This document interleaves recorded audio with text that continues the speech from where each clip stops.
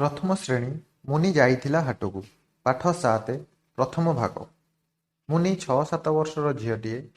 ଦିନେ ସଅଳ ସଅଳ ପାଠଶାଳା ଯିବା ପାଇଁ ବାହାରିଲା। ଅଳ୍ପ ଦୂରରେ ହାଟ।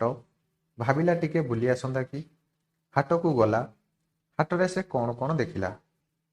ଅନେକ ଲୋକ ହାଟରେ ରୁଣ୍ଡ ହୋଇଛନ୍ତି। ପ୍ରଥମେ ଜଣେ ସ୍ତ୍ରୀ ଲୋକ ପଣସ ବିକୁଛନ୍ତି ଏବଂ ତାଙ୍କ ପାଖରେ 2 ଜଣ ସ୍ତ୍ରୀ ଲୋକ ପଣସ କିଣୁଛନ୍ତି।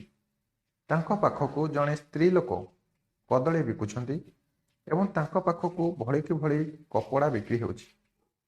ଏବଂ ଗଛର ମୂଳରେ ଜଣେ ଲୋକ ବାଉଁଶରେ ତିଆରି ଜିନିଷ ବିକୁଛନ୍ତି ଏବଂ ତାର ଆରପଟରେ କିଛି ଲୋକ ମାଟିରେ ତିଆରି ଜିନିଷକୁ କିଣୁଛନ୍ତି ଏବଂ ଚାରିଆଡ଼େ ଯେ ଯାହାର ପରିବା କିଣିବାରେ ବ୍ୟସ୍ତ ଅଛନ୍ତି। ଏବେ ଦେଖିବା ଅଭ୍ୟାସ କାର୍ଯ୍ୟ।